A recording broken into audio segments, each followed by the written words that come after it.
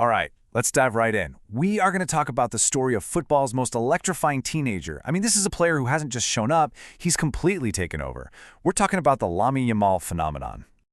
But here's the thing. We're not going to start at the beginning. Nope. Let's actually start right now. Imagine it's the year 2026.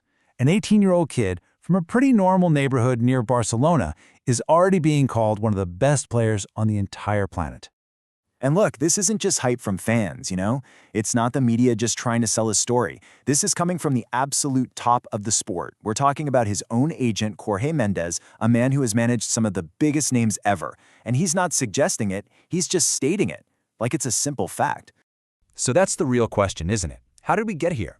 How does a teenager go from, a promising kid in an academy to a global superstar and make it look so fast, like it happened in the blink of an eye? Well, it all starts with understanding one thing. This isn't just another talented kid coming through the ranks. We are talking about something genuinely, incredibly rare.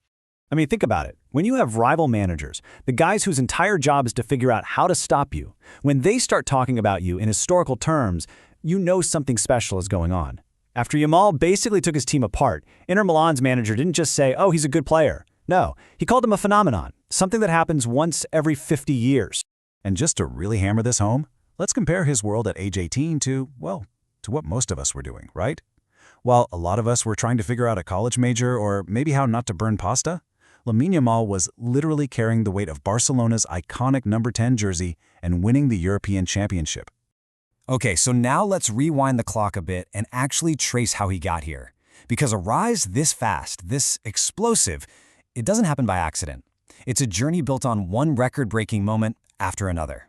It all started when he signed for Barcelona's legendary academy, La Masia, at just 7. From there, his entire career has just been this relentless attack on the history books. He makes his debut for Barca at 15. 15. Then at 16, he's not just playing for Spain, he's scoring for them. Before he's even 17, he's a European champion. And after that, he leads his club to a complete domestic treble. I mean, every single step was bigger than the one before it.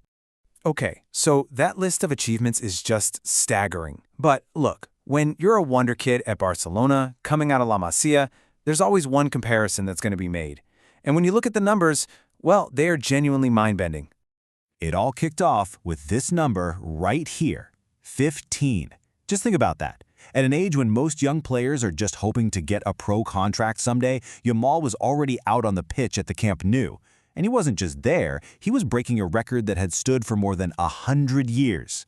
And then just a year later, at 16, he takes that talent to one of the biggest stages in the world, the European Championship. And he didn't just show up to get experience. No way. He dominated. He became the youngest player to ever play in the tournament, the youngest to get an assist, and the youngest to score a goal. He just rewrote the record books. So breaking all these youngest ever records is one thing, right? But that, of course, led to the big question, the inevitable one. Could his actual performance, his numbers, really stack up against the GOAT himself, Lionel Messi? And the answer to that, well, it's not simple, but it is absolutely fascinating. Okay, now this is where things get really interesting. So if you look at the raw numbers for their first 100 games, yeah, Messi was the better goal scorer, no surprise there. But look at everything else. Yamal had more than double the assists. His teams won 10 more games. They won the exact same number of titles. And their total goal involvements? Almost identical. It shows he had a different kind of impact, for sure, but an impact that was, unbelievably, right on par with Messi at the same point in his career. So what was the secret sauce? What took him from being this unbelievable teenage talent to a player who's putting up numbers that are comparable to a young Messi? The answer, it turns out, wasn't just about his skill on the ball. It was about a change in how he thought about the game.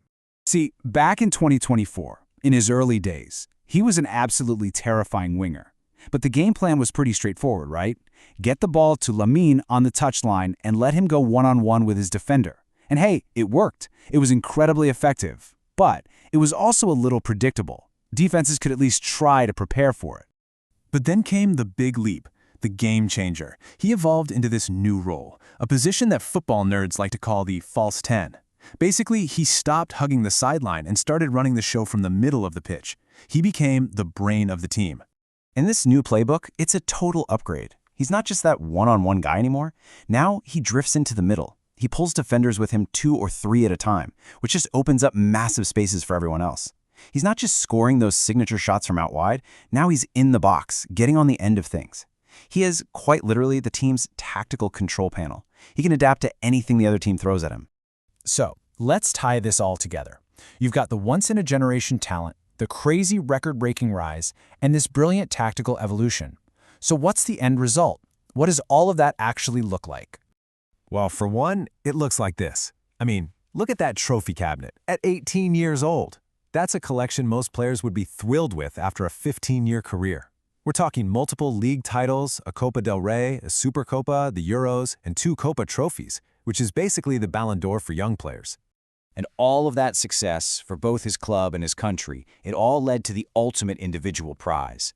At just 18 years old, he was officially recognized as the second best player in the entire world, the runner-up for the Ballon d'Or. That is just unbelievable. So, you could make a very strong case that this is the greatest start to a career in football history. Seriously, as a teenager, he's basically done it all. But, as we all know from watching legends like Messi, the real challenge, the true mark of greatness isn't just having an explosive start. It's about staying at that level for 10, 15, 20 years. So that leaves us with the ultimate question. He's the greatest teenager ever, but can he turn this incredible beginning into the greatest career of all time?